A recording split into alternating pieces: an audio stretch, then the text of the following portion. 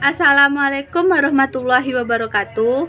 Perkenalkan, nama saya Rehana Nabila Kurniawan. Saya mahasiswa Universitas Bung Hatta, program studi Pendidikan Guru Sekolah Dasar atau PGSD. Saya semester 1 di kelas 1C dengan NPM 2110013411149. Di sini saya ingin membuat video tentang daur nitrogen sebagai ujian tengah semester.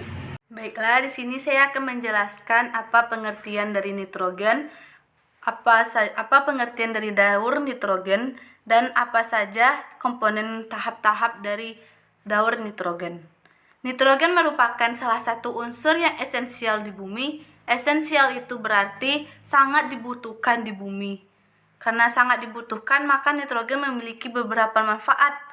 Daur nitrogen adalah pergerakan nitrogen di alam baik melalui bagian biotik dan abiotik. Biotik ini makhluk hidup dan abiotik makhluk tak hidup dari suatu ekosistem. Dalam atmosfer, nitrogen berbentuk gas N2 sangatlah melimpah, namun makhluk hidup tidak dapat langsung menggunakannya. Daur nitrogen secara umum memiliki beberapa tahap, yaitu pertama fiksasi, kedua amonifikasi, ketiga nitrifikasi, keempat denitrifikasi, dan kelima asimilasi. Nanti di sini saya akan menjelaskan bagaimana daur hidup nitrogen. Daur nitrogen. Di sini daur nitrogen itu melalui tahap fiksasi nitrogen.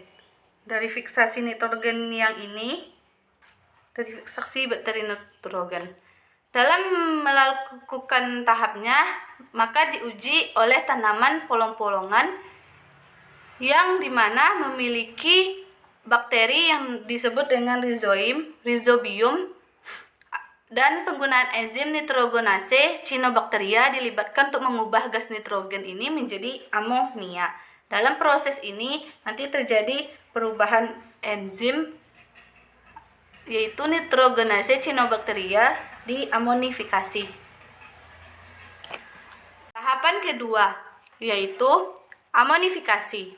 Tahapan amonifikasi ini atau disebut dengan HN4+, di mana sisa tanaman serta limbah terurai oleh organisme kemudian menghasilkan amonia, disebut amonifikasi.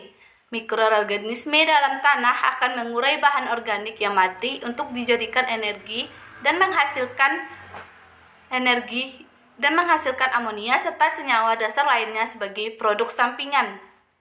Di sini bakal terjadi amonia, yaitu energi yang menghasilkan zat dari amonifikasi ini disebut dengan amonia. Adapun hewan mendapat nitrogen dengan cara memakan tumbuhan dan menyerap nutrisinya. Begitupun dengan manusia. Manusia mendapatkan nitrogen dengan cara mengonsumsi tumbuhan dan juga hewan.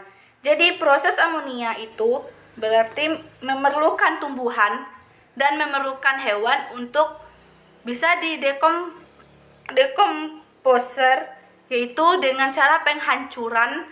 Disinilah di penghancuran yang melibatkan fungi, bakteri, dan aerob dan anaerob. Proses aerob dan anaerob di sini bakal terjadi proses amonia atau proses amonia yaitu amonium di sini. Yang ketiga yaitu nitrifikasi. Nitrifikasi itu adalah proses oksidasi biologis dari amonia ini menjadi nitrit dan diikuti oleh proses oksidasi nitrit menjadi nitrat. Degradasi amonia ini dikenal dengan nitrifikasi. Prosesnya dilakukan oleh bakteri. Kalau di nitrit namanya nitrosomonas, dan kalau di nitrat namanya nitrosococcus. Denitrifikasi adalah proses reduksi nitrat yang berubah menjadi gas nitrogen inert dalam siklus nitrogen. Denitrifikasi ini dilakukan oleh bakteri seperti Pseudomonas dan Clostridium pada kondisi anaerobik atau anaerobik. Jadi tidak memerlukan oksigen. Denitrifikasi, semua proses di atas adalah setengah dari siklus nitrogen dalam atmosfer dan menyebarkan ke dalam ekosistem. Berarti dari proses denitrifikasi ini akan disebarkan ke seluruh bagian siklus ini nantinya. Yang terakhir yaitu proses asimilasi, di mana proses asimilasi ini merupakan proses yang membutuhkan sel baru. Jadi, semua komponen-komponen yang ada di daur nitrogen ini sangat berkaitan atau sangat bergantungan atau memiliki komponen yang sangat utuh. Di mana di asimilasi ini maka zat amonium yang terdapat zat amoniaknya maka dibutuhkan juga di proses asimilasi. Oleh karena itu sangat berkaitan semua komponen ini, sehingga dapat diartikan bahwa asimilasi nitrogen yang telah tersedia dalam tanah, air, kemudian diserap oleh akar tumbuhan, maka dapat dikatakan bahwa semua yang ada di dalam tanah dan air kemudian akan diserap oleh tumbuhan. Proses ini menggunakan proses nitrifikasi tadi, yang dimana sistem biofilternya untuk pengolahannya yang mengandung amonia yang terdapat di amonium ini menggunakan konsentrasi tinggi yang menyebutkan senyawa nitrat yang disebut dengan nitro menggunakan organisme Nitrosococcus. Scoccus ini digunakan oleh tumbuhan dan air dalam proses biofilter tersebut.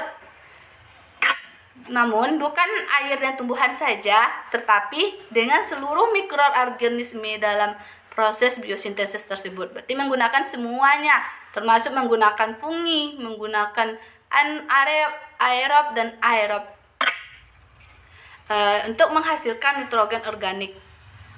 Dengan kata lain, di asimilasi ini terbentuk sel baru atau individu baru yang akan menghasilkan nitrogen organik. Dengan kata lain, asimilasi ini menurut saya tahap terakhir dalam melakukan daur nitrogen. Terima kasih. Assalamualaikum warahmatullahi wabarakatuh.